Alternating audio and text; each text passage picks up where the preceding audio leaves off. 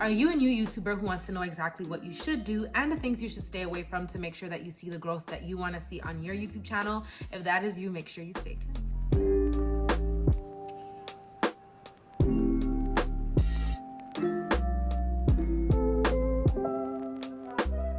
What is up, you guys? Welcome back to my channel. Thank you guys so much for tuning back in. For those of you who are new, my name is Kiera Selena, also known as Nurse Key. I talk about a bunch of different things on my channel, but we mainly focus on 4 things, which are nursing, skincare, YouTube growth, and lifestyle. So if by the end of this video you like what you see and you'd like to see more content like this from me in the future, do not forget to join the family by going ahead and subscribe down below, and do not forget to turn on your notification bells. That way you'll be notified whenever I post future content.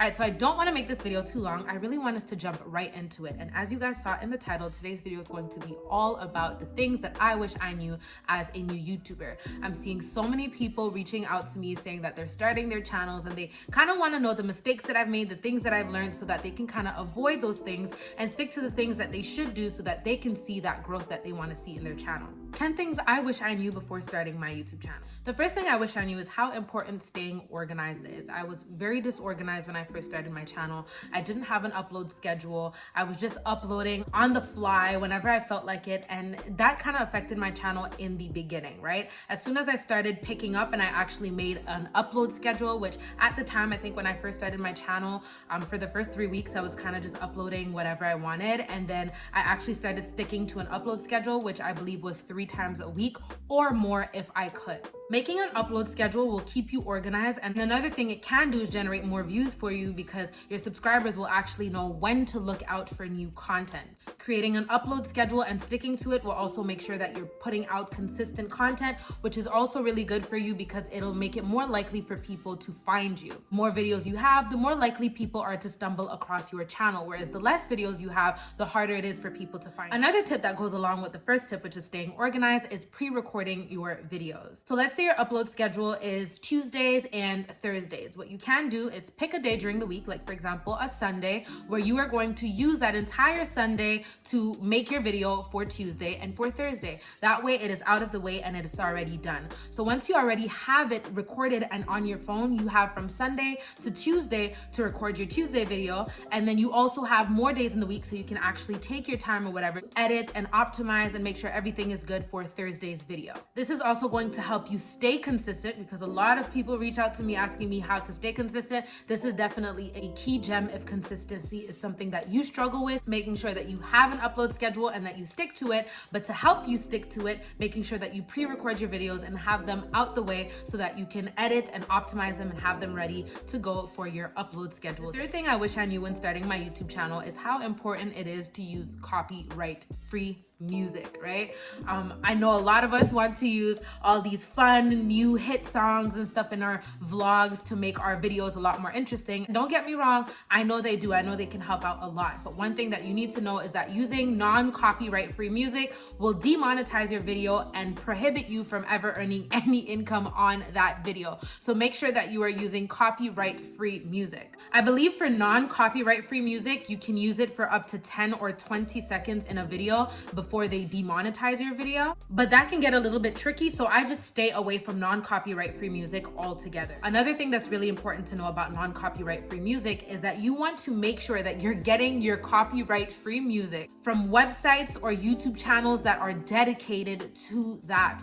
One thing that I didn't know is that when I was going on YouTube and I was downloading all these things through YouTube to MP3, or when I was downloading all these songs from YouTube that said they were copyright free in the title, some of them were copyright free in the beginning, and then the owner of that music decided to change it and monetize it later on, which means that in the beginning when it was copyright free, I was actually able to earn money from the video. But once the owner of the video decided that they did not want that video to be copyright free anymore, my video actually got demonetized and I was no longer able to earn money from it. And what was so crazy is that that was a video that was actually doing very well in numbers and was generating income for me. I know your channel may be small and you may be thinking, well, I don't really need to think about monetization right now because I'm not getting any views. But you need to think about the potential that your video has and that your video can literally blow up at any time. And you want to make sure that you can capitalize on that when that happens. So stay away from non-copyright free music and make sure that you're using platforms or websites like Epidemic Sounds or channels like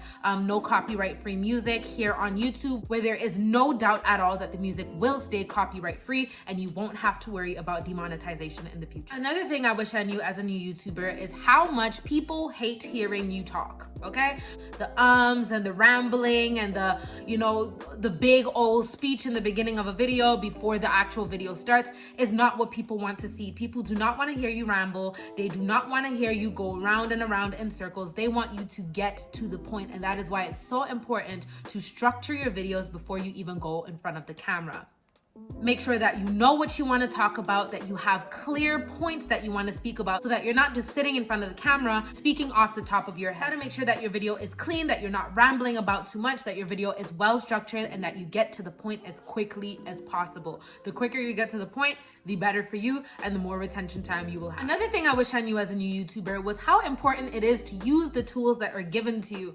Do you know how long I went on YouTube without using tools like descriptions, like cards, end cards, tags, and all of that? I was literally just uploading to YouTube. My tags were really crappy. I wasn't using my end cards or my cards or anything like that. I think I went like a whole year or year and a half on YouTube with a whack description and no other optimization at all. And that is why my YouTube channel wasn't growing. For those of you who don't know what a card or an end card is, here is an example of a card, which is something that I put into the video.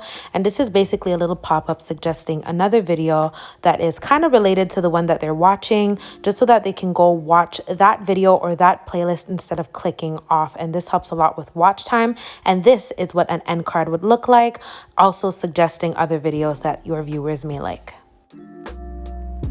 When I actually started to realize that I was slacking in that department, and I actually decided to go back on all my old videos and I added end cards and a proper description and tags and stuff like that, actual powerful tags, which we will talk about a little bit later. That is when I started seeing a real difference in my video. Remember, YouTube is a search engine.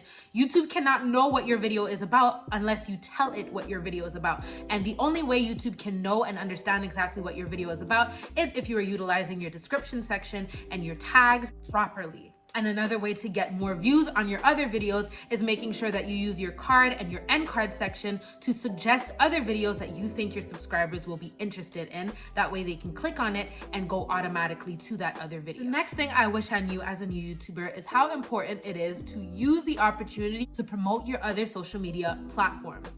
Because YouTube was my main focus, I wasn't thinking about Instagram. I wasn't thinking about Twitter. I wasn't thinking about any other social media platform except for YouTube. I was really tunnel visioned. And don't get me wrong, I did have my other social media platforms linked in my description, but they were literally at the bottom of my description. And I was doing this for a really long time. Actually, recently, one of my friends, shout out to Kambo, brought this to my attention and reminded me that my social media platforms are literally listed at the very bottom of my description, which if you guys look at my description is very full, okay? She's thick, she's full. I make sure that I put as much information as I can in that description, and it's very hard to find my social media platforms all the way at the bottom or almost at the bottom of this description. So what I started doing was I started bringing my social media platforms to the top of my description, and I started putting actual links because I just had my name, which meant that people would actually have to type, like look and visualize my name, remember my name, my Instagram name, and then go on Instagram and try to type it in and then go back and forth. Whereas now there is the actual link where they can click on it and be automatically redirected to my Instagram page. When people see your channel and they like you, they want to know more about you and they want to connect with you. And I feel like Instagram is a lot more personal than YouTube is, so people do want to follow you on Instagram, which if you're not following me on Instagram, go ahead and follow me right now, right here. The link is down there. But I did not promote any of my other social media platforms at all, and I am missing out on so much money I could have potentially been making if I did. I have 160,000 subscribers here on YouTube. There's no reason why I couldn't have 20 or 30,000 followers on Instagram. If I did, that would be so much more leverage for me to negotiate with sponsorship deals and stuff like that. And that is definitely something that's affecting me a little bit now and that I did not think of when I was first starting. Pause. Hello, this is Editing Key here, trying to get some work done and get this video out for you guys. But one thing I forgot to mention about promoting your social media platforms is that it creates this kind of cycle type thing going on. And let me just elaborate on that. So if you promote your Instagram or your other social media platforms a lot on your YouTube platform, what this will allow is for you to get more views. How? Well, for example, if I have subscribers who don't have their notification bells on, and for some reason or another, they didn't come on YouTube today, right? They don't come on YouTube, then they won't know that I uploaded a video if their bells aren't on. But if they follow me on Instagram, which is usually something that people tend to check a little bit more often because we can actually get messages and stuff like that on there. It's a lot more personal, like I said. So if I was to promote my video on my Instagram story, through Instagram, they will be notified, they will be aware that there's a new video, and then they'll be able to go click on the link that's gonna redirect them to that video. Once again, you never know when your channel is going to blow up, so you want to make sure that you capitalize as much as you can. Promote your other social media platforms so that you can use that as leverage later on when you are dealing with sponsorships and all of that, so that you can make sure that you are bringing in as much cash, as much moolah as possible, okay? The next thing I wish I knew is how sensitive people are on YouTube, okay? I knew people were sensitive online. I know that there's a lot of trolls out there, but being a YouTuber and actually living it, I'm seeing a completely different side of it, which is why it's so important for you to kind of censor yourself and watch your language here on YouTube. The problem is not necessarily YouTube itself. The problem is the people who are viewing your channel. People get offended very easily, and people will report you for absolutely no reason. So if you can try to censor yourself as much as possible, stay away from offensive language, from swear words and curse words and stuff like that, so that you're not getting reported. No drama! Make sure that you do that, because if you get too many reports, that video can be deleted. And if your channel just gets too many reports as a whole, YouTube can actually take your channel down, which I'm sure is not something that you want. So you really gotta be careful with the things that you say. Another thing I wish I knew as a new YouTuber is that views don't matter. Yes, views don't matter. And I talked about this in my video talking about how I gained 50,000 subscribers in a month, but views don't matter, because views is not what gets you money. Watch time is what gets you money. So us YouTubers actually get paid for ads, right? For every 1,000 ads that are viewed on our channel, we get paid a specific amount. So views don't matter, because if you have 100,000 views on a video, but people are only staying on your video for 10 seconds, whereas your next ad rolls in 2 minutes, well, that means that 100,000 people clicked off at 10 seconds, but they didn't even get to see your ad. Whereas if you had more watch time and people were watching your video for the full duration or half the duration of the video, they're more likely to see more ads. So those 100,000 people who clicked off your video after 10 seconds,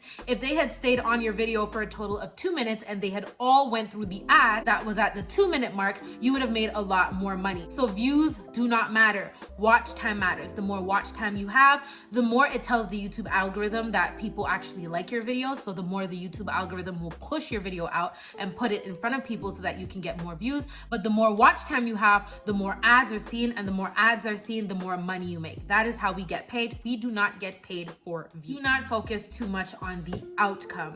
I know that it's very discouraging to wake up, go on your channel and see that nothing really has changed. Up till this day, with the amount of subscribers that I have, I still work very hard to put videos out, and sometimes I put those videos out and they barely get any views. But I have learned to try to detach from the outcome and the numbers and really focus on putting value out there, right? Really focus on what I started my channel for in the beginning, in the first place, which is helping people and educating people, sharing the mistakes that I have made in all the journeys of my life so that people can kind of learn from my mistakes and shortcut their way to success. And just enjoy the journey, and with time, you will definitely see the results that you want to see. And just a bonus tip, make sure that you are using a name, a channel name that you're actually going to like and that you're actually going to stick to for a long time. Nursing with Key was my channel name in the beginning because my name is Kiara.